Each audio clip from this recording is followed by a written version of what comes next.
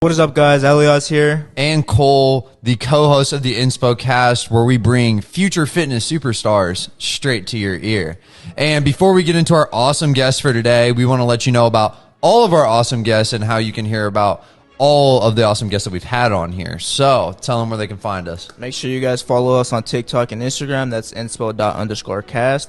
And make sure you guys go check us out on YouTube and Spotify. And we're going to be also expanding to other platforms. On top of that, also check out InspoCast.com, which is our website. That is going to feature all of our social media links. It has a calendar with every single guest that we've had on there, description, and it will take you straight to the video. But that is all we got for shameless plugs. Without further ado, let's get into our guest for today. Liftoff will start on 10, 9, 8, 7, 6, 5, 4, 3, 2. We have ignition. 3, 2, 1. Yo, what is up, guys? Welcome back to another episode of the InspoCast. And we got an awesome guest for you guys today. As you can tell, Cole is not here. He's out doing some shooting at the land. So let's just get straight into it. And here's the guest for episode 27, Israel, the Swoletographer. Yes, sir. Go ahead and introduce yourself. So my name is Israel Pitchford, also known as the Swoletographer. And basically, I'm a content creator that just moved down to Houston. Talked to Cole at the gym the other day. And he asked me to be on the podcast, asked about my story. And so here I am. And I actually haven't heard, any of his stories, so this should be really interesting. I really don't know him. We, chopped it up a little bit before this and got a little insight on him. How old are you, by the way? 23. 23. Yep. And where'd you come from? Minnesota. Minnesota. Ooh, Yep. Okay. So why did you move to Alphaland? Why'd you make that choice? So I moved to Houston, Texas, specifically because I have a 2-year-old son, like I was telling you before. And me and his mom just wanted to get somewhere warm before he got too old and get kind of established. And we came down to Houston last year in February when we originally thought that Alphaland was going to open, just to come experience, see what's going to happen, and end up getting delayed. So we just kept the flights, came down, and it was actually during a snowstorm when they had the snowstorm down here. So we, like I said, we still made the trip. We're down here for 4 or 5 days, and then we ended up coming back 3 more times last year. So she was always like, oh, let's go on a vacation. Boom, Houston was the first destination we came to. So I kind of felt like, one, as a powerlifter, I also powerlift, sorry. As a powerlifter, Corrupted Strength is probably the best gym in the country for powerlifting. And then now doing content creation, obviously Alphaland is the spot to be. One, just to better myself and be around people who are also great photographers, but then there's such high demand right now at Alphaland and just down here in general of people who are looking for content creators to help them out and grow their respective businesses. And it's definitely the place to do it, especially with Alphaland. You go in there, walk around, everybody has a camera. And, right. It's my first time down here. It's been nothing but, just awesomeness. When I came down here, I wasn't, I was going to make one of two decisions. And I was talking to Cole about this. I could, choose to just, go and visit it and, not do anything to, take the step forward in, my passion of fitness influence and stuff like that. For sure. Or I could have actually done it. And, when I went into that gym, the atmosphere, just motivated me so much. It's just crazy in there. And, the people that you can meet in there, the networking opportunities, it's got everything.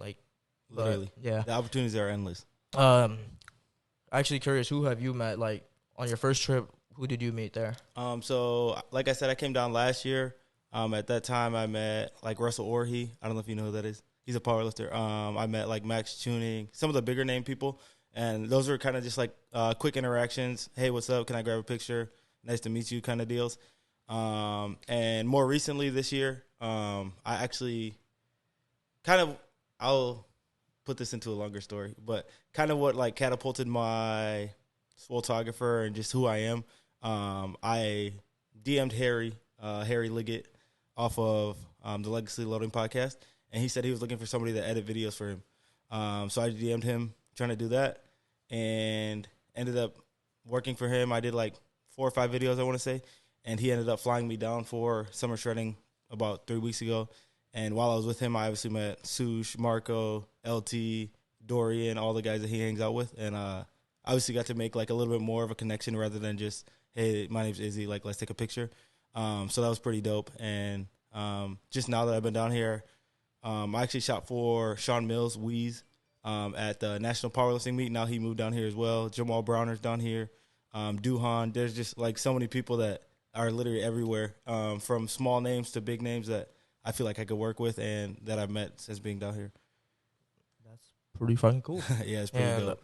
While I've been down here, I've met the Sioux Squad, LT, Weston, and all of them. Yep. Justin Martin actually met him. He's like one of the guys that influenced me to start losing weight. And I actually met him, and like we kind of talked and we got pictures and stuff. So it's pretty cool. Like it's just awesome we can do it out here. Right. I kind of started this like out of order how we usually do it. Usually like we go, we just let you basically tell your story. Like where'd you come from? We already talked about that, but like your upbringing basically. Yeah, so I was born and raised in Waukesha, Wisconsin. It's a suburb of Milwaukee, by both my parents. Me and my brothers played a lot of sports growing up. We all played 3 sports, basically all the way through high school. I started, and my junior year I just did track and football, so 2 sports. And then I graduated high school and played football at Northwest Missouri State on a full scholarship, which was pretty dope, obviously, playing football. And after 2.5 years there, me and the linebacker coach just didn't really like see eye to eye on too many things, and I took it upon myself to transfer and go somewhere else. So I entered the transfer portal. That was like the second year of it, and that was like when it was hot. You could get in the transfer portal, go anywhere in the country. But I picked to go where my brothers were already going to school at Minnesota State Mankato, and so in the process of transferring from Northwest to Mankato, my girlfriend was also transferring with me. She went to both schools, and that's when we conceived our baby. So at that point, I realized that football probably wasn't the best option for me. There's a lot of people who make it happen and can do it, but at that time, I just felt a responsibility that it was like time for me to put football to the side and just find like the next thing in life for myself. And like I said, at that time, I started working for my brother's company, the 507. Shout out to 507. And I just started as a line cook, just in the kitchen cooking with him. And then I slowly made my way up to manager and slowly made my way to general manager. In this time, I also found powerlifting. I didn't have a coach. I did my first meet with no coach. But I just wanted something to push my competitive edge. Now that I had football was gone basically. And so powerlifting was kind of that thing for me. And so where I got the camera involved was I actually bought my first camera to vlog myself. It's still the same camera I use today. So I used it to vlog myself, my own YouTube channel. And it slowly started. It's not crazy traction, but I could get 150 views, which is decent. You know what I'm saying? For you too. Right. Yeah. And so during that process, I purchased the camera. And like I said, my brother owns a company. So I started shooting photography at the bar, just random food, random drinks. And then slowly he started getting a late night club crowd. So I would shoot videos and photography for that. And he kind of saw a niche or a talent that I originally didn't see for myself.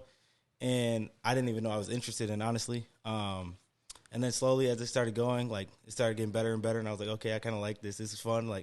I'm technically working for myself while I'm still working for him. He's allowing me to come and go as I please. I'm shooting at whatever time of the day, and then I just go home, edit, and just chill with my family, you know what I'm saying? And then he ended up buying another company, a supplement company. So now I have 2 companies that I'm working for full-time, basically, shooting content, videos, photos, product shots, literally everything. And I feel like that's what helped me move kind of quick in my process. I've only been shooting for 9-10 months, but I feel like my talent is a lot better than that, or a lot further ahead than 9-10 months. And I feel like that's the main reason why basically every single day I had something to shoot if I wanted to, and all I had to do was go to my brother, be like, hey, this is what I'm trying to do, and he'd be like, go ahead.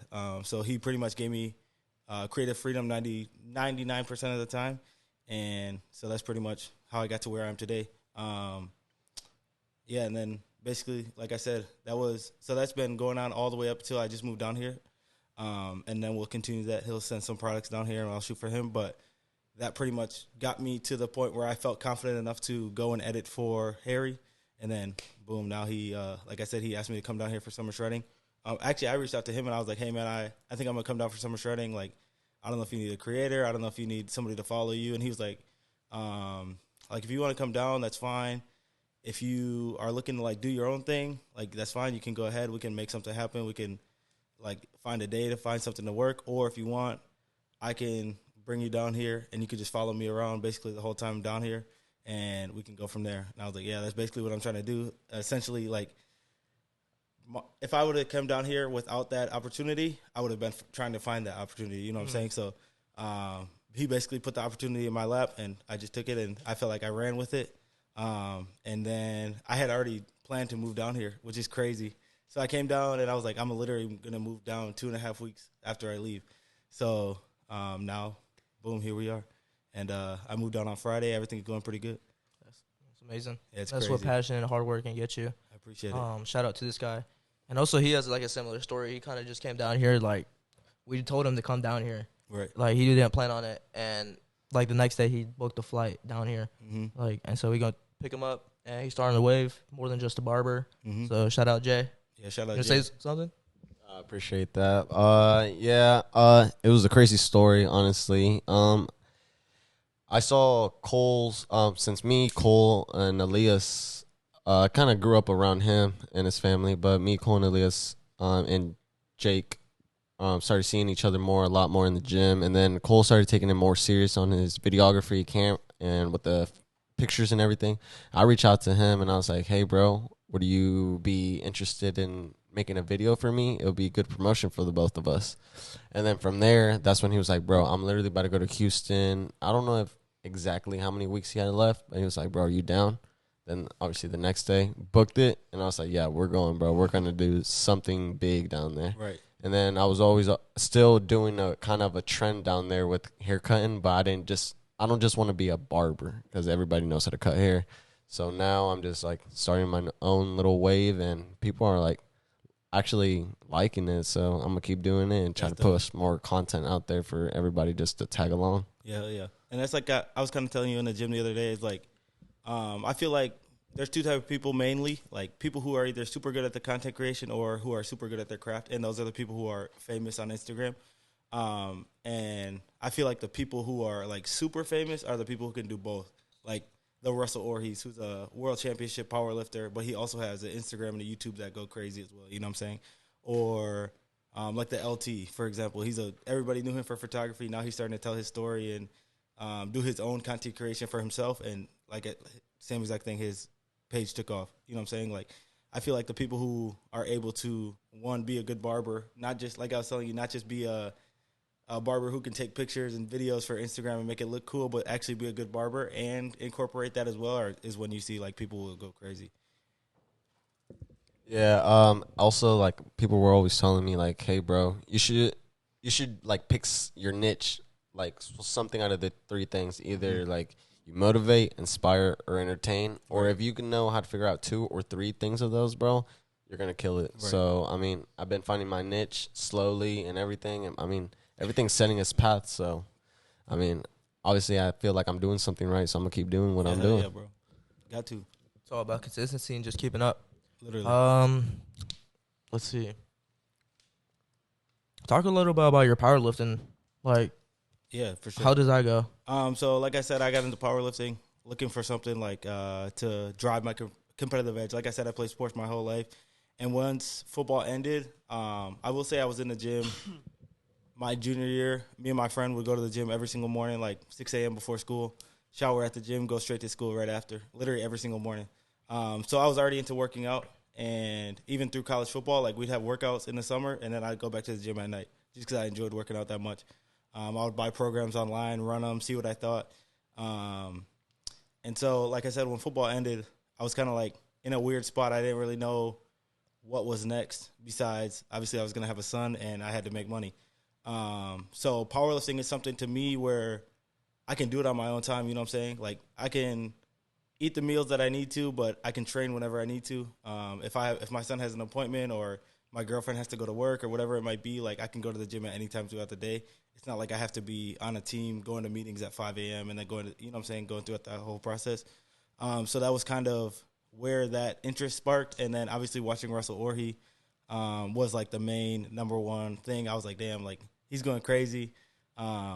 It's dope to see like people, and that's really when he like was inspiring people to like wear gym fits, wear their J's in the gym, all that kind of stuff. So it's dope to see someone who like was bringing culture to the gym as well, and not just being boring with it, which unfortunately you see a lot in powerlifting.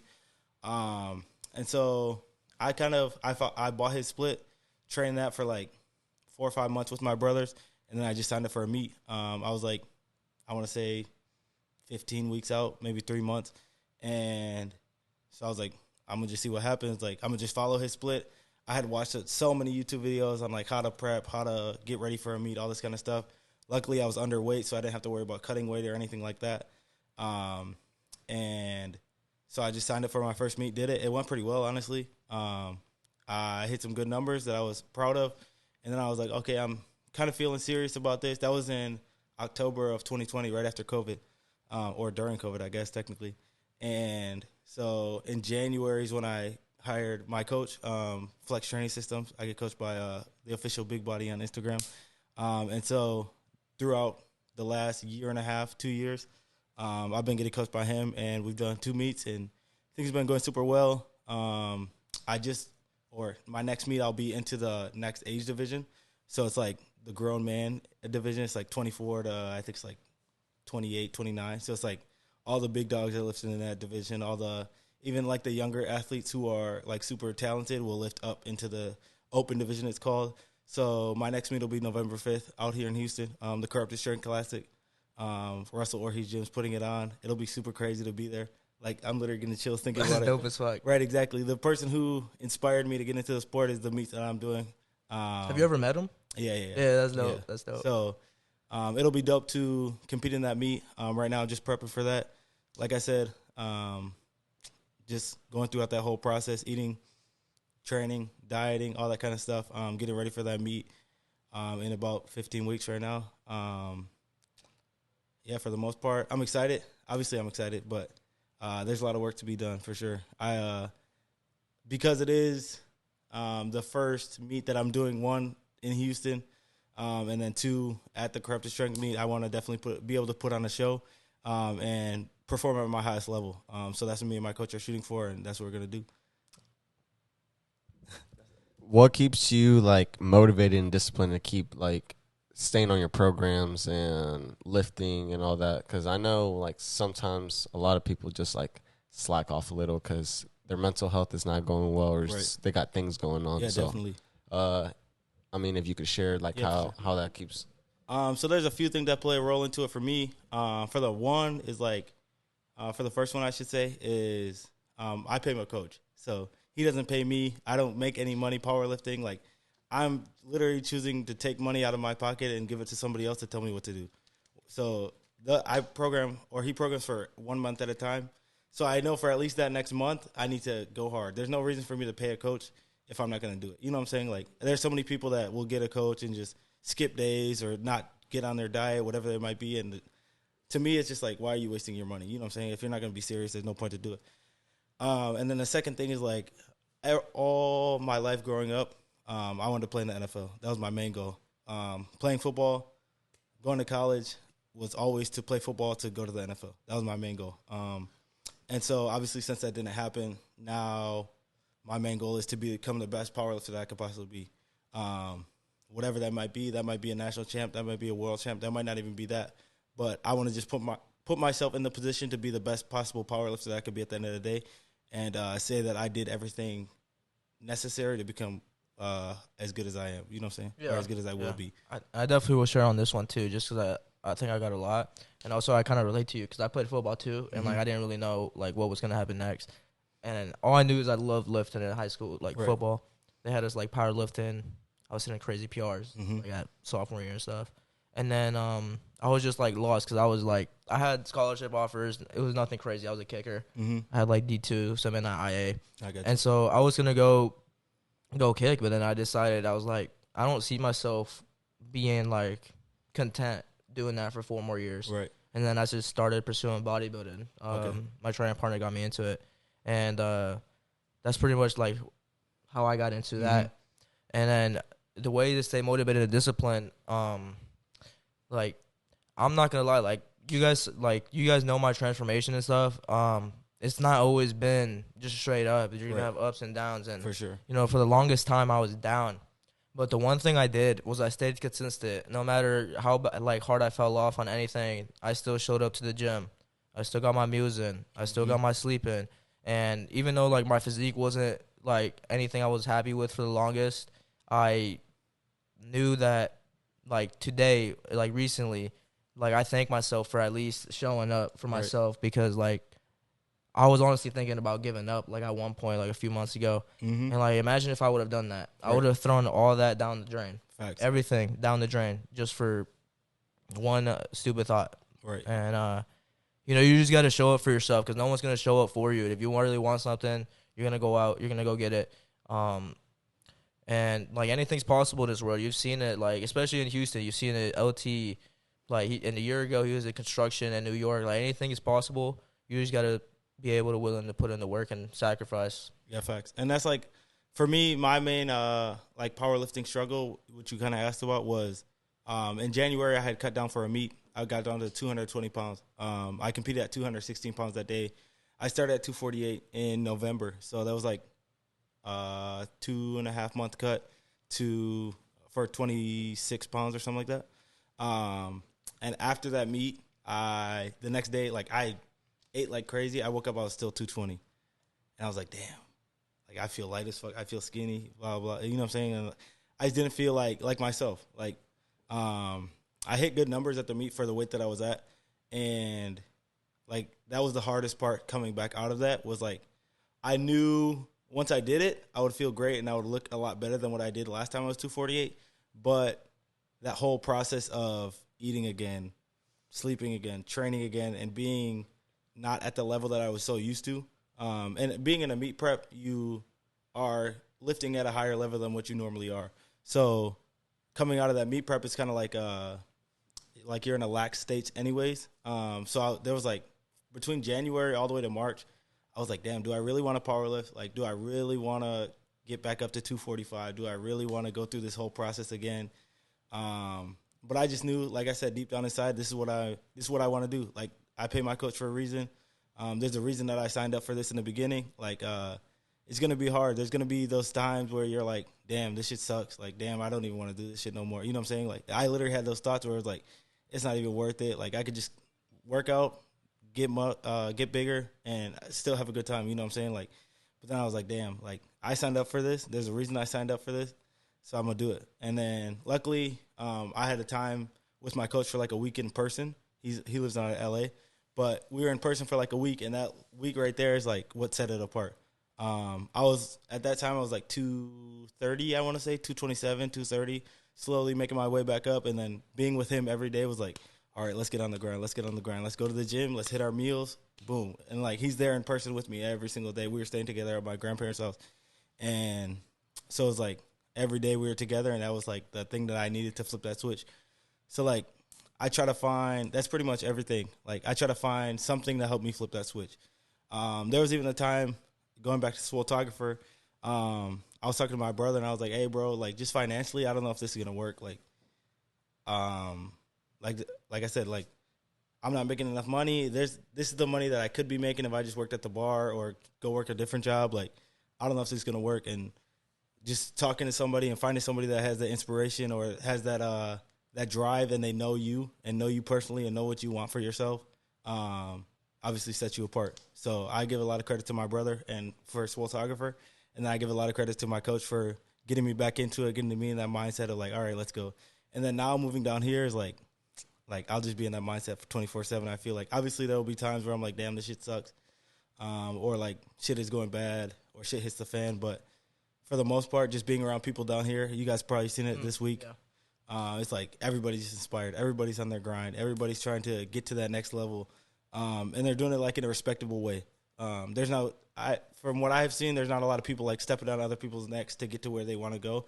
Like, everybody's doing it together. Everybody's like supporting each other, which is dope to see. So I'm excited to be down here and one for the Swoletographer to grow and meet a whole bunch of clients and people that I can grow with and introduce and, you know what I'm saying, just scale with. And then also powerlifting, like being at Corrupted Strength, being around the Russell Orhe, the Wees, the Duhans, the Jamal Browners, people who are some of the biggest names in the sport.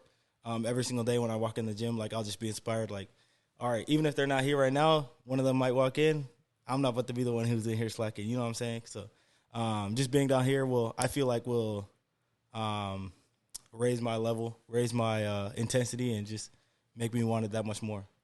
I feel like also like being down here and being surrounded, it's always like I've always said like surround yourself by people who like or have the same like-minded people. Mm-hmm. So I feel like being down here and me basically not being like a bodybuilder, powerlifter, just doing my separate little thing. Right. It's like I'm surrounding myself with people who are like driving to be somebody in their own little lane, which it inspires and motivates others in a different type of way. Like you can either relate to them in like your past or what's happening now or kind of what you're doing. Mm-hmm. So I feel like, Houston is a really great place for all of that to happen. And I feel like dreams to come true. Yeah, definitely. I noticed that was like I said, that was one of the first things I noticed.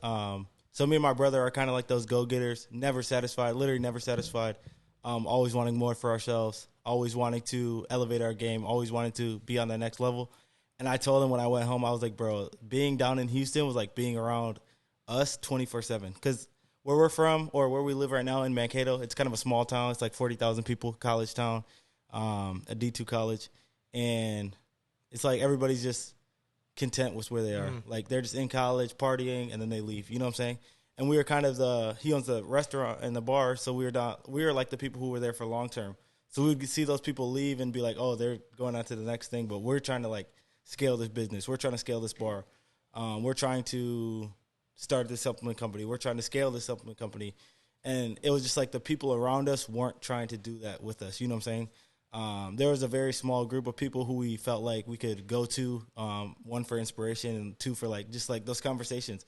But literally being down here, I told them, I was like, bro, it's like literally being around us 24/7. Like everybody down here is trying to be on their grind, trying to get to the next level, like I said before. So I definitely feel like this is the place for people who want to take it to the next level. And I feel like the people who don't, or that think they might want to and don't really want it that bad or just want the fame or the clout or whatever it might be, those are the people who will slowly get weeded out and exposed, if you will. Yeah. And I'll definitely pitch in, like, when I got here, like, right when I walked in the door, like, you can just feel the atmosphere. Just like you said, a small town. We're like, from a town with, like, 100,000 people, so it's not as small, but it's still small town vibes. And, like, when you're in there, like, you can just feel, like, the dead atmosphere. Like, when you walk in there with a camera, everybody's, like, walking around and they're, like, looking at you. They're like, what the fuck is this person doing? What are you doing? Yeah, exactly. And it's, like, it's almost, like, demotivated. It's not, but, like, it is. Because, like, I hate seeing, I don't know, I'm, like, I like to see people succeed. Right, like, facts. And, like, seeing people, like, settle for, like, a 9 to 5 and, you know, watching Netflix from 6 to 10 and shit like that, that's just not the lifestyle I want to live. Right, facts. And that's fine if that's what those people want to do. And there's a lot of people who will have a successful life, and that's what they do. Like, they just go to work, go home, and that's it. You know what I'm saying? But for me, and it seems like you guys as well, like, that's just not the life that I want for myself.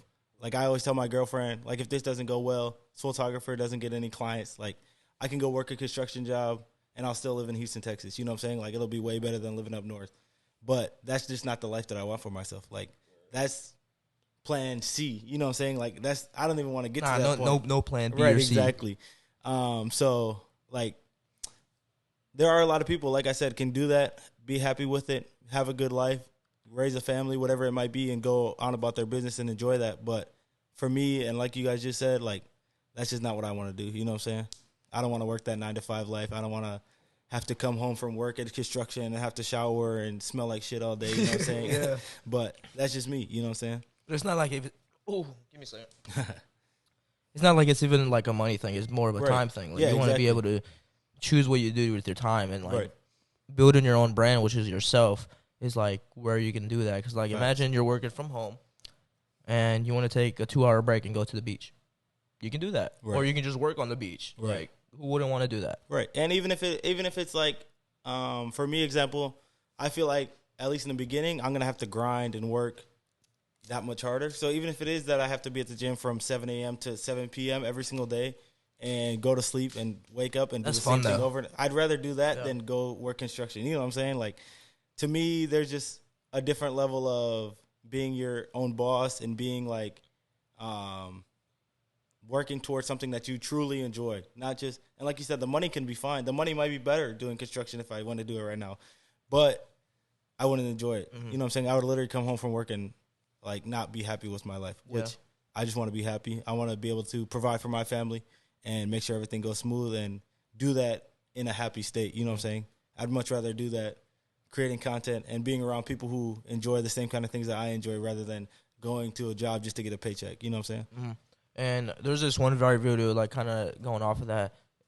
There's like a quote. It says, "You can fail at the thing you don't want to do, so you might as well do the thing that you want to do." Right. Which is like so very true. Like, you're gonna fail at doing the thing that makes you miserable.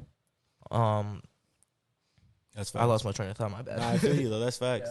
Yeah, and it's kind of like the quote that I told him the other day. It was like, don't let anybody who didn't go chase their dream ruin yours, Yeah, I or saw something that. like Yeah, that. yeah. So therefore, like I've always told people, I'm always the type of person to like try to push other people, because like how he said, I like seeing people win. Like, Right. if they're on my side, I'm like, bro, come on, let's do this. Let's Yep. do this. All right, I'm gonna push you harder. But sometimes, like, it gets to the point that you can't really help people Right, who that's don't want to facts. get helped. You Like, can only do so much for other people who, like you said, don't want the help. right, and like a lot of people are always talking about motivation. I'm always like, bro, like, motivation can be there for like a couple days, a Right. week or two, but like, why don't you just better yourself and be disciplined on Right. you? Like, that will take you longer. Like, it will take you a path that you really would love than a path that you wouldn't love and Right. just fall off. That's like another quote that I seen that we were just talking about quotes. So it's like dedication and discipline will take you place, or will. Damn, I don't even know. All But good. it's basically like something like when your motivation runs out, dedication and discipline will get you where you want to go, essentially. And then when dedication and discipline are not there, I mean, when they are there, the motivation is a bonus. Right, exactly. It just scales you that much more. It gets you so much more ahead of where you think you can go.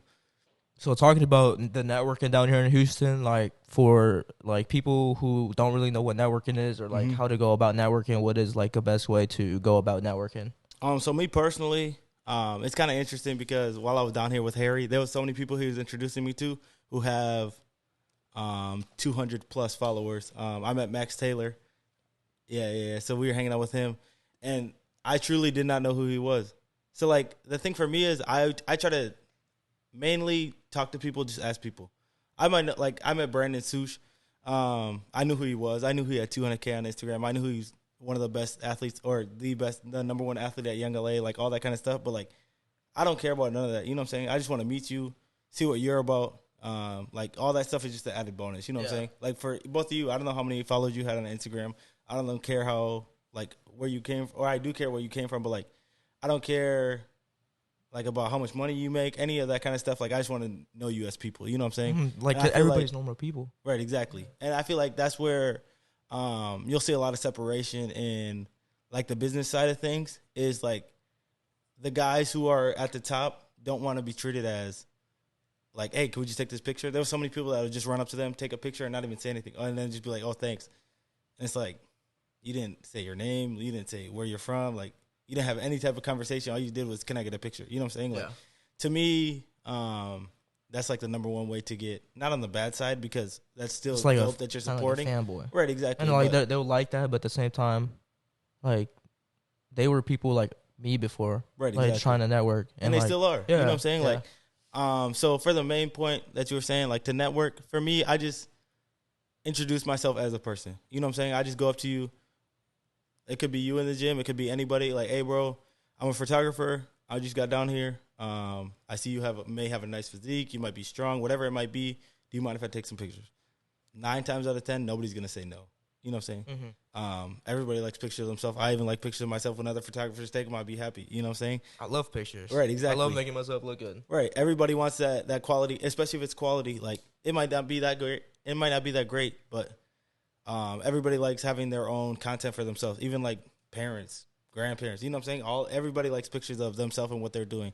So I just try to introduce myself super low key, not trying to be on a fanboy. I might know who you are. I might not know who you are, and just go about it in a respectable way. I think that's the main thing. Is like, there's a lot of people, like I said, will just pull up, hey, can I get a picture? And just not like be respect. And that might be respectable, but to me, the respectable thing is like, hey, have a conversation. If you could tell that somebody's not interested, then there's no point to go about it that way. But I just like to pull up on people like super low key. Hey, bro, do you got a second? Like, boom, show on my page. Yeah. I'm a photographer. This is what I do. You mind if I grab a couple pictures? You know what I'm saying? Nothing crazy, nothing outlandish. I don't like to just start snapping pictures of people because then they'll be like, who the hell are you? You know what I'm saying? Like that type of thing. But then, so I kind of have an interesting like view on this because I am also a power lifter who looks up to people, and then I'm the photographer who wants to work with those people. You know what I'm saying? So there are people that I fanboy over or like we'll see and be like, damn, that's really them. You know what I'm saying? But same exact thing is like, they're just people. You know what I'm saying? Like, they put their pants on the same way we do. They put their socks on in the morning. They are working out the same way that we are. Like, I'm just about to pull up, have a normal conversation. 9 times out of 10, when I meet somebody, I don't even take a picture. Like, I'd much rather just have that true interaction and just show you that I respect you, let you know why or what you did that impacted me, and then go on about my business. You know what I'm saying? So that's my main thing is, like, just be respectable or be respectful of the people who you're meeting. They have so many people coming up to meet them, especially like when we were down here for summer training. It was crazy. I couldn't even imagine. Yeah, it was crazy. Like, I was with Harry, and he has 10K. Well, now he has 11K on Instagram, which is a lot, but isn't like 200K. It isn't 500K. But he still had a lot of people swamping him. Like, he couldn't even work out, and which is dope. That's the whole point of the weekend. But like I said, you just see those people who are on the both sides, and whatever side you choose is fine, obviously. That's just my point of view. That like if that was me, I would just pull up on you, chill, respectable, and see what's up. And if you are inclined to have a conversation, go on about it. And if not, nice to meet you. That is what it is. You know what I'm saying? That's the thing for me. I agree. You can just let it happen naturally. Right. Like I was just like today. I was at the Alpha Eats. Yep. I was at the thing and I just turned around and Josh, cousin Crypto, he was right there. I was like, what's up, Josh? And he just started like, he was like, what are you doing up here? And like we just started talking about like working out and stuff. Right. And like easily like you can have an easy conversation with these guys. Like they're super chill. Right. Like they one day were people who didn't know what they want, and then they went out and sought their dreams, and now like they're here and they're open to giving people advice. Like they'll give you advice, and Right. it's the coolest thing ever. Like, and I like what you said. Like too, you don't like you just do it low key, Right. because like I know like where I want to be, so I see myself as one of them. Mm-hmm. So like I'd even like when I met them, like it was cool, but I Right. didn't feel like oh my god, it's this guy like Wow, like yeah, yeah, like literally, like I'm one of you, like I want to Right. be one of you. Literally. I will be one of you. Exactly. You know? And that's the thing. Like I saw Christian probably 3 times now down here, and it's like I haven't pulled up on him just because, or like said what's up to him just because I know one how like other people are, and just like I slowly want to make my name to the point where he'll know me when he sees me. You know what I'm saying? Like, and that's not even like being cocky or being arrogant or anything like that. Like, I just want to get to the point where, like, if somebody sees me, they're like, "Oh shit, that's a Swoletographer, or that's Izzy," for whatever reason it might be. Hopefully, it's for a good reason. But like you said, there's so many people that pull up on them and are just escalated right away. It's like, "Oh, can you say what's up to my vlog? Like, can you say something for my Instagram?" And it's just like, to me, that's not the way to do it. But I would be frustrated, honestly. right, exactly. And you have to put yourself in their shoes and see like how you would think of it if somebody came to you that way. You know what I'm saying? And these are normal people, so like they have Right. bad days. Like on 2 days ago, I met Justin Martini, and I could tell he was in a bad mood. Like he didn't Right. really want to talk. I still snagged the picture, had a convo with him, and I let him go about his day. Right. And then I saw him today, and like he was really dope. Like we got some pictures. We were having a conversation, and he actually got in my YouTube video. He was like, "What's motherfucking good, YouTube?" It was pretty dope. Right. And just being around this environment is just inspiring. Yeah, it's crazy. I would like to see if like you have any advice for like some entrepreneurs or some other people that are trying to go out there and put their stuff out there to chase their dream or just do what they really want to do? So yeah, I would. For the most part, the number one thing you got to do is just truly not care what people think. And I know everybody says that, and it's so hard to do. Even sometimes still, I'll text my brothers like videos and edits that I'm doing for other people and be like, what do y'all think about this? Like, because I truly think it's good, but will the general public eye think this is good? You know what I'm saying? And it's nice to have people that I can lean on and ask those questions. But I feel like running the business in Minnesota and getting to a pretty substantial place in that business and then starting the supplement company, like when you're focused on yourself, you just don't have any time to focus on what other people think. You know what I'm saying? Like my main focus right now is to grow Swoletographer, grow my powerlifting journey, and go on about my business. You know what I'm saying? Like I truly don't have time to sit down and watch YouTube videos or to read negative comments, you know what I'm saying? Or whatever it might be. I don't even get those that many times, but just like that kind of stuff I don't have time for. And if there's people who might be in your hometown, especially like who don't support what you're doing or don't think what you're doing can be successful or you can't make money off of it or whatever it might be, is like you're not doing it for them. That's my main thing, is like I'm not doing it for anybody besides myself. I want to be successful, obviously, for my family, for my girlfriend, for my son, so we can have a nice life.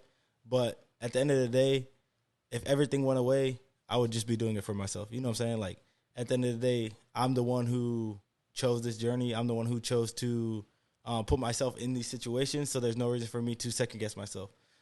So, one, don't care about what people think. Two, don't second-guess yourself. Like, there's so many times, and it's kind of happening right now. It's like a lot of people are asking me for a preset.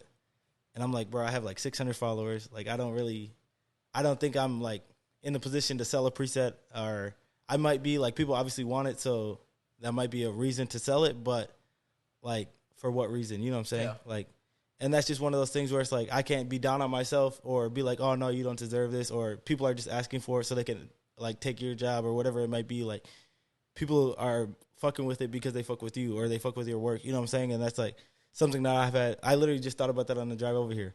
I was like, damn, like people really want my preset, but like I've had like 5 to 10 people probably ask, which isn't a lot, but when I have 600 followers, like that's a decent amount. And I was just like, like, I don't know if I really like qualified to sell a preset or whatever it might be. And I'm just like, for what? You know, why am I having those negative thoughts? Obviously, people are messing with it. People are fucking with it. So why would I not take it upon myself to sell that if I feel like I can? You know what I'm saying? So just don't second guess yourself. Don't care about what people think. Is my main things is like, if you want to do something, just go out and do it. You know what I'm saying? Like, a lot of people back in Minnesota, that's not even where I'm from, but just we were there for 3.5 years. And being in college age, like, you meet a lot of people, obviously. So being up there is like, a lot of people didn't think that I was actually going to move to Houston, because originally I was going to move down in February. Then our lease like got messed up in Minnesota, so I had to wait and sign a 6-month lease, and then moved obviously now in July. So like I had originally been saying I'm going to move in February to Houston. I'm moving, you know what I'm saying? And then it came to the point where it was like, oh, I'm actually not going to move. I'm going to move in July. So there was a lot of people who were like, oh, are you really going to do it? Like, telling my cousins up there, like, oh, I'm surprised he's actually moving. And he's like, that's what he said he was going to do. You know what I'm saying? So it's like, I just can't think about that. I can't care what those people think. Like, those people are doing the same exact things that they were doing yesterday, which is fine. But I'm now trying to elevate myself and better myself to get to the next level. And so I can't care or think about what people are thinking back home. You know what I'm saying? Yeah, I like that you said that, because I'm kind of in a similar situation. Yo, right on. But I would like to see, like, I know we've been going on and we've been learning a lot about you and everything, but I'd like to see if you have, like, obviously we haven't really been telling you our story, so if you have any questions for us or to getting to know us or where we're really trying to go. I mean, for sure. So my main thing would be like, what is like 1 or 2 goals that you guys have for yourself long term, and then what are you guys doing like in the current time in the next 1 to 2 months to put yourself in the situation to reach those goals? You said 2 long-term goals? Yeah, so like 2 to 5 years. 2 to 5 years. Yeah, whatever that goal might be, like what are you doing right now to put yourself in a situation where you Okay, I like that. I like that. where you So I was gonna ask you too, feel like like you can do what what you- your future plans are, like Okay, where I you got want to you. take this We with could both powerlifting. answer. Y'all go first. So 2 to 5 years, what I want to do. Well, I'm very passionate about bodybuilding. Like I really got into that like about 2 years ago when I Okay, I started got losing you. weight. So I want to be a pro bodybuilder. That's like one of my life goals. That's what's and up. I would die on the stage. Like that's like people call me crazy, but that's fine. Like I just love lifting. I love developing my physique. That's pretty much it. And I want to be a pro bodybuilder. I'm also about to start launching my coaching business. Okay. So I want to have that scaled to living comfortably in Houston, of course. So coaching business, bodybuilding, social media content, and possibly also like editing for other people on the side. That's what's up. Like running other channels and stuff like that. And what am I doing to get there? Well, I'm at Houston right now. October, me and Jay are probably coming back. You said a month? Yeah. Probably a month. I don't know how long I'll stay, but all I know is I got online classes for the fall for college. Hey, we gonna run this clip back in October. Yeah, we're gonna run it back. Yeah. Yes, sir. And one thing that I'm gonna do, which I know it's gonna piss off a lot of people back home, but like he said, like I'm glad you said that. 'Cause I'm like young. I'm younger, and I just can't give a fuck what people think, and I just gotta do what I think is right for me. Exactly. And I've let so many people like, especially my parents and like my family and because we come from like small-minded family, and I don't want to say that like I love my family, Right, but I feel you. they don't have like the vision that I do, and I'm planning on dropping out of college. Okay, I got you. Like I'm gonna try and stick it through as much as I can and see what I can do online, but I know eventually I'll have to go back and in person, and I'm not doing that because I'm gonna be here. And other than that, that's pretty much it. I'm moving down here January 1st. We're making shit happen. InspoCast to the moon. My personal page to the moon. This dude's going to the moon, and this dude's going to the moon. We're all going to the fucking moon, and we're here to make waves. You already know. Go ahead, Jay. And you said like 2 long terms and 1 short. Yeah, 2 long-term goals, and then what are you doing right now to get you ready for that? Okay, my long-term goal, one of them is back home. I already started a brand, so it's called So Smooth. Hopefully, I get that pretty big to a point that I'm just like coming out with consecutive merch for people supporting what I'm doing. Starting like the wave, obviously. I'll tell you like. So people won't know my idea, so I'll let you know. I got you. And then my other long-term goal, bro, I finally hit 100 subs on YouTube yesterday. So now, congratulations. My long-term goal is grow YouTube. I'm trying to hit like probably like 100K within here to 2 to 5 years. So hopefully that happens.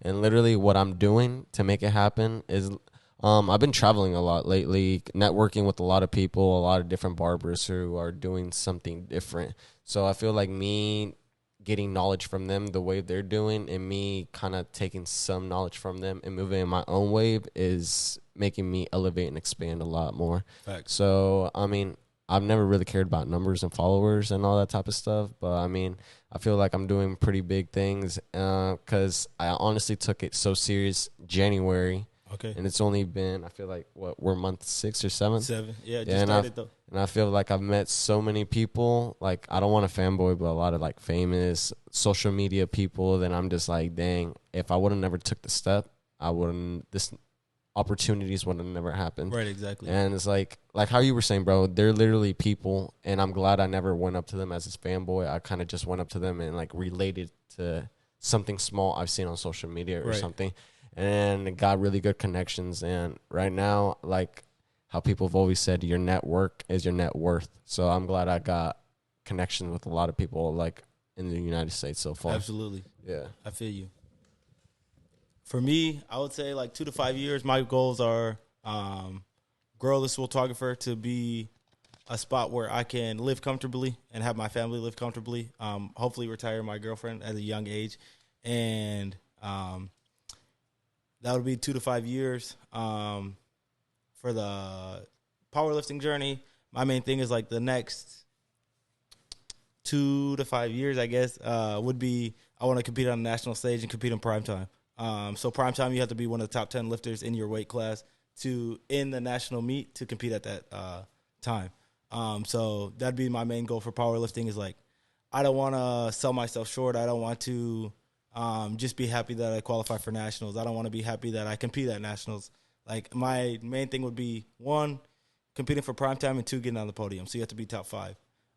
So that'd be my main thing for powerlifting is like, get on that grind now. And that's kind of what I'm doing. And to tell you what I'm doing now for those things, obviously just being down here with Swoletographer and meeting new people and hanging out with Harry and hanging out with his friends and LT and people who just inspired me. Like, it's crazy to be around people who, like 3 months ago, I'm just swiping up on your podcast story because I'm geeked that you just posted a new one. You know what I'm saying? And now they let me stay in their house for a week or half a week. And then now I'm down here again. I'm shooting for them. I'm sitting at the gym. Like, they're just dapping me up. I'm seeing Marco, and he recognizes me. Sush recognizes me. You know what I'm saying? Just being around those kind of people who are already like solidified in the game, if you want to call it that. It's kind of like what I'm doing right now. And I just want to keep elevating my game. I never want to get consent. I never want to be happy with where I'm at. Kind of like Christian Guzman say, that proud, never satisfied. Like, I'm happy that I was able to come down here for summer shredding. I was happy that Harry was willing to pay for me to come down here. I'm happy that he was happy with the content that I created for his channel and the things that I did for him. But I never want to be like, okay, now I made it. You know what I'm saying? Like, Sush followed me on Instagram, now I made it. Now Harry followed me on Instagram, LT followed me, now I made it. Like, to me, that's just like, all right, bet. Now, I tell my brother, it's like my account got verified without the blue check mark. Like, when people pull up on my Instagram and they see that those people follow me, it's like, oh shit, now you must be somebody. You know what I'm saying? And that's not even what it's about to me. But like, obviously, when you're growing on social media, that's kind of what it is about, unfortunately. So having those connections and just meeting those people and trying to shoot every day, trying to meet new people, trying to network with people. And the thing for me is, like, I don't care if you have 100 followers. I don't care if you have 1 million followers. You know what I'm saying? If somebody wants to shoot, I'll shoot. You know what I'm saying? And I don't care if you're a restaurant who wants to shoot. I don't care if you're a funeral home who wants to shoot. Whatever it is, like, I'm just trying to elevate my game, and I don't ever want to lose that. That was one thing I feel like I did really well back home. It's like, anybody who was interested in a project, any business, any type of project that was brought to me is like, come on, let's do it. When do you want to do it? You know what I'm saying? It's like, so I don't ever want to lose that until the point where I can feel like, okay, this is what I do. This is the company or the person that I work for, and this is what we do full time. You know what I'm saying? But until that point, like, I just want to shoot as much as possible, lift as much as possible, and then obviously spend quality time with my girlfriend and my son. And that will come with accomplishing the goals that I have for myself. You know what I'm saying? Yeah. And everybody thinks people are selfish when they go out there and chase their goals. But in reality, like you said, it's for his family. Right. Like, in reality, it's for something deeper. And I just want to say something, because like, the people that actually like don't want me to take the risk and stay safe in college is the people I'm doing it for. Right, exactly. So I'm going to prove them wrong. Right. That's what's up. Yeah. Damn, I had a question from that. It was going to be really good. No, like, it was actually really good. Damn. Here, go ahead. No, you're good. So, like how you were saying, like, us, all three of us obviously can relate. Us going out there trying to prove everybody wrong and everything. But yeah, like how he was saying, everybody else is selfish when we actually go out and like chase our dreams. And when we actually make it happen, I feel like those are always the type of people, or see you doing good and moving good, or the type of people that want to hop back in the wave with you and move the same way you're going just so you could take them, which I feel like at that point it's just like you're trying to get something out of me when I'm just going to push you more apart. I don't know, like, how a lot of things were happening back home with you, with like people, or now seeing you do what you really want to do, if they're trying to get back with you and then be like, oh bro, that's good shit that you're doing it, but let me be in the same team as you. Like, let's go. Yeah, so it's funny. It's like, so I started the Swoletographer originally. So my account was called Flicks by Iz, and it was just pictures that I was taking from the videos that I was recording for myself, and editing those pictures and then posting them on this page. And then we had came down and I shot for my brother's company and I posted a video there. I had just asked some people, I was like, hey, I'm a brand new photographer, like literally just bought this camera. Do you mind if I take some pictures of you? I'll send them to you. So there was like maybe 10 pictures of other people on there. And like I said, even now it's like I have 600 followers. It's not like I have 600,000 or 100,000 or 10K or anything like that. But I slowly will start to see people. So I have a photography account and my regular account. My regular account is 2,400 followers, nothing crazy. But obviously, I saw a lot of people leave that account when I started posting lifting content and posting just the stuff that I enjoy. And it's funny to see, one, those people start following that account again now that, one, I'm down here, and two, like, I'm kind of doing something with it. Nothing crazy, but, like, I'm not just a random kid who's just in the gym lifting anymore. And then, two, it's funny to see them now starting to follow Swoletographer. A funny thing that I will say is, like, when I was back home, before I came down for summer shredding, I had, like, 480 followers. I was trying to get 500 so bad. I don't know why. It doesn't really matter, but it does. Right, it's like a little milestone. So I had posted on both my accounts. One has 2,400 followers. One has 480. That if I got to 500 followers, I would do a free giveaway. I would give somebody a full video and like full pictures with it for free. And I got like 2 followers. And I came down here for the weekend in summer shredding, and I left with like 620 followers. And it's crazy, just like the people down here or the people who see your work are the people who really, truly, like, fuck with you or fuck with your work, fuck with whatever it might be. And it might be the person that I took a picture of, that they shared it on their page, whatever it might be. It's just crazy to see how when people truly fuck with your work or whatever it might be about you, they'll follow you instantly. And you have people at home that have known you since you were in diapers, since you were in kindergarten, whatever it might be.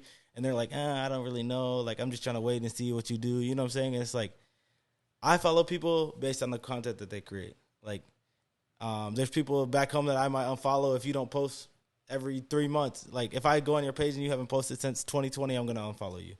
But it's not like in a negative or disrespectful way to me. It's just like, you obviously don't post on Instagram. Why would I follow you? You know what I'm saying? But I feel like there's some people where it's like, like, why are you trying to do this? You know what I'm saying? Like, you think you're somebody, and really like, I post on Instagram and I don't care if I gain another follower. Like, I just post because that's truly what I like to do. I like to go back on my IG and scroll all the way back to when I first started powerlifting and see when I was squatting fucking 400 for my top single. You know what I'm saying? Like, it's just cool to see the progress and the progression. And I still post, like, my family and different things that I'm doing throughout my life, but mainly it's lifting content. So I do understand that there's some people that don't mess with lifting content, that don't want to see that, which is fine. But there's obviously those people who are like, come on, are you serious? Like, you really think you're like a fitness influencer, whatever it might be? And it's like, no, like, I'm just posting fitness content because I fuck with fitness. Like, this is what I do all day, every day.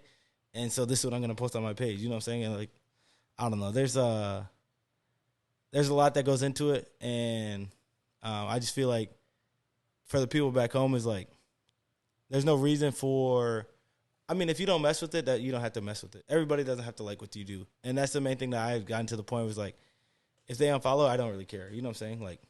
Like I said before, is I'm not doing it for you. You know what I'm saying? I'm doing it for myself. And if this is what I want to do, this is what I want to do. If this is what I want to post, this is what I'm going to post. If you don't like it, that's fine if you don't want to follow me. You know what I'm saying? And If you don't like it, there's an unfollow button. Right, exactly. And I got to the point where it's like, if you unfollow, I don't care. Yeah. Like, I'll still follow you even if you unfollow me. Like, it's not going to be like some hate. If I see you in person, I'll still say what's up. You know what I'm saying? It's not nothing like personal or anything like that. Like, some people just truly don't want to see that on their page, which is totally fine. But some people also just want to, like, see what you're doing. Right. Like, there's some people, like, they're like you said, they'll be like, you really think you can do this? Right. And then you start doing it, and you keep doing it, and it just keeps popping up. They keep seeing it. And they're like, oh, shit. Yeah, really eventually they watch it.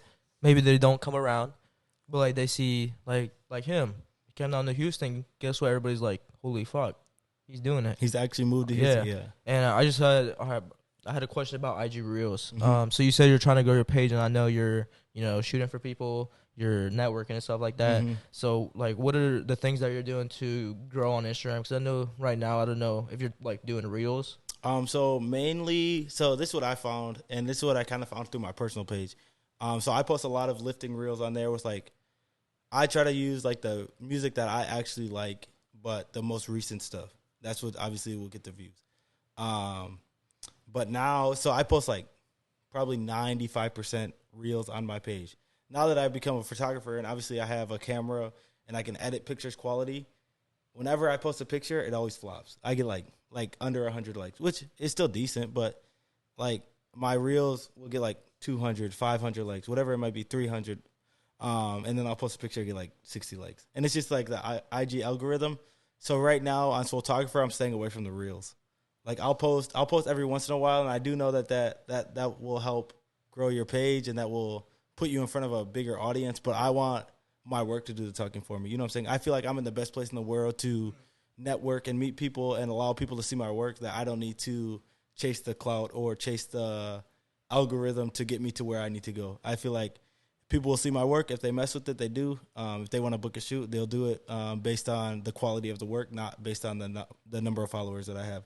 I feel like the number of followers will either come with it or not. There's a lot of people that own successful businesses and run things that make a lot of money that don't have many followers on Instagram at all. Like my brother, for example, he was just shout out Isaiah. I keep saying my brother. He was just saying how he doesn't know if he wants to transition into like the business influencer yet. Right now, all he does is like post his regular life. He has a business that just hit $1 million in sales last year, and he just started a supplement company, but he doesn't really post that too much. You know what I'm saying? Like he just posts on Instagram as a normal guy. Like right now he's in Austin, posting stories just in Austin. You know what I'm saying? He doesn't post that this is what you got to do to scale your business to hit $1 million, but he could if he wanted to. You know what I'm saying? So I feel the Swoletographer, I'm going to really like take that time to just build up that quality content, build up a true following that fucks with me and fucks with my work, and just sees what I do and wants to be a part of that because of what it is, not because they saw my reel on TikTok and it had, or they saw my reel and it had 20K views, you know what I'm saying, or anything like that. And obviously that stuff's cool. Obviously I want to have a lot of followers. I want to be able to monetize off of Instagram and YouTube and all that kind of stuff. But if it never happens, like to me, like and being a part of the restaurant and seeing it scale and grow and make a lot of money, I think played a big role into this. Is like, if Instagram, and it kind of did last year, Instagram shut down for a day. I remember the Anaka team was like going crazy. And I messed with Charlie and Ant and all them, and it's not nothing negative, but it was like, they run their business through Instagram. If Instagram's down, they can't work.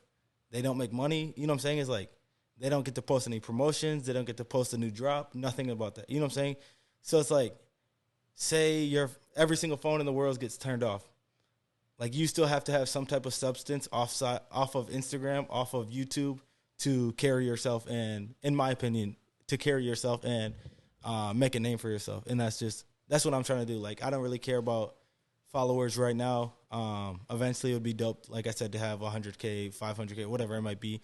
But right now, my main thing is just post quality work. If people see it and they fuck with it, then they'll follow. You know what I'm saying? So you don't do like any workout videos, just mainly pictures? Yeah. So on Swoletographer, I'll post like I probably have like 50 reels out of like 200 posts, and some of them are just like stuff that I've done for other clients. Obviously, I'll post once in a while to like show the people that I'm working with or who it might be, and those will obviously do a little bit better. But like I said, I feel like the algorithm showing on my main page is like, when I post reels after reels after reels, because that's all I mainly post for my lifting, and it's just squat, bench, or deadlift for the most part. Just one lift reel with a good song on it, and sometimes they go like get 10K views. But then when I post photos, it's like nothing. So on Swoletographer, I want my photos to do well. I want those, when I post those, I want everybody like real to see interactions. those. Exactly. Yeah, I don't want to get, and it's dope to get views from accounts that you might not know, but I'd rather have people who follow me for that see what I'm doing. You know what I'm saying? Because I feel like especially there's a lot of people from Houston or this area, or who come down here or who will be coming down here, who follow my page. And so I want them to see like, this is what I do, and I'm not doing it just for the Instagram clout or the followers or anything like that. You know what I'm saying? That's what like going back to like what you were saying about the YouTube and all that, and like if it doesn't grow, whatever. I've always like, this is how I thought about it not that long ago. I was like, man, if it really doesn't grow or anything doesn't turn out the way I want it to be, looking back, like later on when I'm older, I can look back at it and just look at like what I did and just be like, dang, all right, that's like a life story of mine, what I've done forever so far. Yeah. And I feel like it's just like documenting your own life in a movie. Right. And you can just go right back and rewatch everything and make everything just look back and be like, dang, I did that. Right. Yeah. It was funny. We like I said, we were down here last year during February when they had the freeze, and it was like negative degrees down here. Everything was frozen. Everything was shut down, like literally everything. And the other day we just went back on YouTube and watched it because I was like, that's crazy. We really sat in that shit. And having the video and the vlog to go back and watch and see how everything was again, and it was just like crazy. And it's dope to think like 20, 40, 50 years from now, my son will be able to watch that and be like, damn, y'all are really down there, you know what I'm saying, and stuff like that. So, like you said, those are just memories that, one, you'll have in your head, and then two is like being able to have that actual physical video. And that's why I've fuck with videography more than photography, is like those true interactions and getting to see, like, one, if it's like cinematic and like cool and looks dope, obviously that makes it look cool. But even if it is just a vlog, basic, like me talking to the camera, it's cool to go back and look at my first YouTube video. It sucks. It was trash. It was funny to listen to myself talk again. You think it's good in the moment. Right, yeah. And you obviously posted it for a reason, but it's good to go back and look and be like, dang, you were just a young kid. My first video ever has my son in it, so it's dope to see him. He was like just 7 months old, so it's dope. Like, I'll be able to forever go back and watch those, and he'll be able to go back and watch those and see how life was and all that kind of stuff. You know what I'm saying? That's actually dope. That's why, honestly, like, one of the reasons I do my social media too is like documentation. Right. I want to look back and see what I did. Right. You know? So we're getting close to wrapping up. So usually we do the same 3 questions. Okay. The first one is just basically giving a chance for you to speak to your audience and the InspoCast audience. It can be like just whatever you want to leave, like your message, whatever motivation or whatever. My main thing I would leave with everybody is like, one, don't be afraid of the judgment you're gonna get. You're gonna get judgment from people for the rest of your life, no matter what you do. It might be people from home. It might be people in the community, people you might have never met before. If you're vlogging, you might be holding the camera in the airport and have people look at you like, who the hell is this? Who does he think he is? All that kind of stuff. You can't care what people think. And that's my main thing is like, I feel like, one, having a son and knowing that I'm not doing this just for the clout and the paycheck or the Instagram reel, or I mean like the YouTube cloud or whatever it might be. Like, I'm just doing this because I truly fuck with photography. You know what I'm saying? And I feel like I'll close off what I was just talking about, then I'll start what are the new.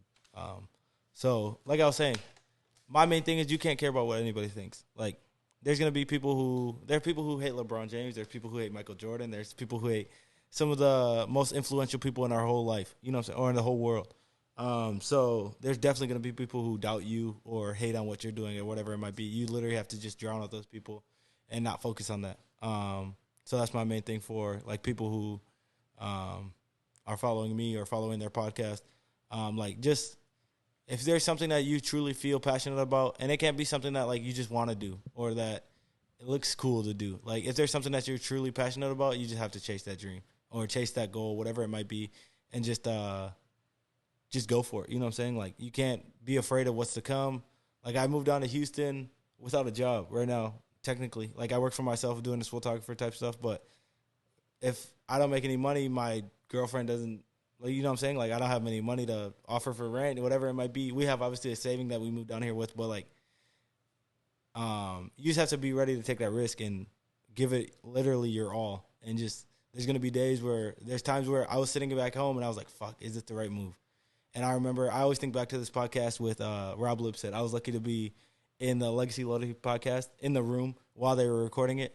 And he just said, like, there's people who live a slow life, or backtrack. I'll say that in a second. So his main thing was like, there's people who, if there's like something you really want to do, you have to go and do it. Like, the times where you think that you are going to fail or where it feels like you should quit or give up, those are the times where you have to press. And I always think back to that as like, I was laying in my bed, can't sleep because I'm like, fuck, I'm literally about to move my girlfriend, my son down to Houston, kind of on my back with the hope that this goes well. You know what I'm saying? Like, that's not the only reason we're down here, but kind of. And that just brought back to my mind as like, that's what you have to do. You know what I'm saying? This is the time where you have to go. You have to go for it. You have to apply pressure. You have to start reaching out to everybody. And I would just get on my phone at like any time of the day and hit up like 100 people. Hey, I'm the Swoletographer. I'm about to move to Houston. Here's a little ad. Here's some of the work that I've done. Like, I'm on my way. If you guys want to book a shoot, we can do it. You know what I'm saying? Like, I would just DM probably literally 50 to 100 accounts every single day. And that brings me to what we were just about to talk about off camera. LT, obviously, a lot of people know who he is. You might not know this if you're watching this podcast, but he's one of the best content creators in the game, in my opinion. And it was dope because I was allowed to stay in his house while I came down here to film for Harry. And literally being in his presence was like crazy because he's one of the main people. I would watch Marco's videos because they were funny and whatnot. But I used to tell my girlfriend, she'd be like, why are you watching this? Like, this isn't the kind of content you watch. And I was like, I'm literally watching it just because I fuck with his videographer so much. Like, he's not even in the video. He's just the one recording it. And, like, just being in his presence and being able to interact with him and ask him questions and, like, be one-on-one with him sometimes, that shit was crazy. Like, he's truly, in my opinion, one of the best in the game right now. I would say he's definitely top 5 in what we do. And so to be around him and just, like, hear his story, like, from his mouth. And, like, he was like, bro, you're literally living exactly what I was doing. He was like, I came down and I slept on Harry's couch 1 year ago today. And I was like, holy fuck, that shit's crazy. Like, I would get the chills. And he was like, I was literally the one that was sleeping on Harry's couch. He paid for my first month rent, like, all that kind of shit. And it was just, like, dope to see, like, because then I would think back and I was like, damn, like, this motherfucker really did just quit a guaranteed job where he was getting good money to come down here and basically risk it all. And that's basically what I did. Like, I was, like I was telling you guys off camera, I was the general manager at my brother's bar, making good money. Everything was kind of set up for me to just chill if I wanted to. Like, I could come in when I wanted to, stay at home, schedule myself off if I wanted to, if I want to go on vacation, whatever it might be.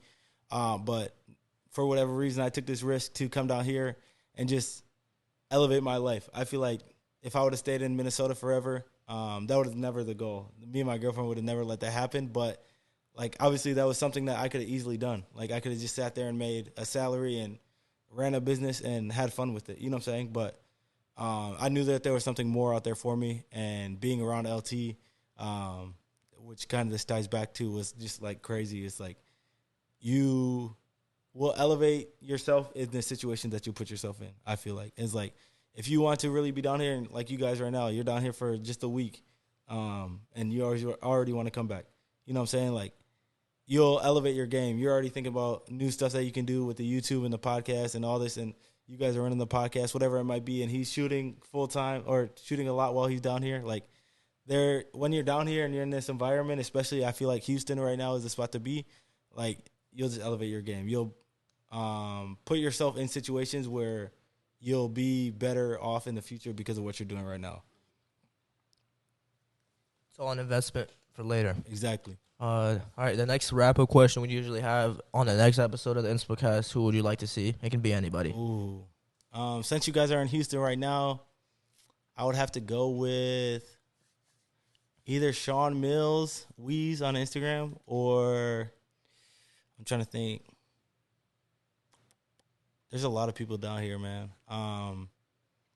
Harry would honestly be a good person. I feel like I could set up that connection and get you guys. Bro, we actually talked to him. Really? Yeah, like we all were talking to him. He was pretty cool. We like talked to him about it. He'd definitely be somebody because, like I said, he has 11K on Instagram, which isn't 11,000. It isn't 100,000. It isn't 50K, which 11K is still obviously respectable. You had to put in hella work to get to there, and he grows every single day. It's dope watching his follower count go up, but I feel like he's truly one of the most genuine people I've ever met in my life. And I even told him, I was like, bro, like, we had FaceTimed, we had text for weeks, months on end before I even came down here. But I was like, I didn't know who I was coming to meet. Like, you never know if somebody's going to be the same person that they are on the phone or that they are on Instagram, and you're literally the same exact person. Everybody that I hear talk about him is like, he's literally the most genuine person. He just wants the best for everybody. And being with him for that week truly, like, solidified that for me. And even since being down here, he's already hit me up a bunch of times, see what's good, make sure the move went well. Like, he didn't have to do that. You know what I'm saying? Like, he could have easily, and he didn't have to, like, we're going to shoot again coming up. Like, he doesn't have to do that. He doesn't have to do any of that kind of stuff. But, one, that shows that he just truly fucks with my work, which is dope. But then he obviously fucks with me as a person to ask, like, how the move went and how my family's doing and all that kind of stuff. So, he's definitely somebody that I want to see on here. Well, we'll make it happen. Just make the connection. I got you. Bet. And then usually the last wrap-up question, for the people that actually watch this all the way through, there's a lot of knowledge in this, so if you didn't, you missed out. Give them something to comment. Like, it can be anything. Go comment InspoCast to the moon. Hashtag InspoCast to the moon. or hashtag Swoletographer to the moon. Both. Go put them both in Do the both. comments right Yes, now. sir. Well, that is going to do it today. Thank you guys for stopping by. Peace. Peace. Appreciate you guys. Yeah, appreciate you. You're the man, bro. You're going to do great things. Appreciate that for real. Thanks, for real.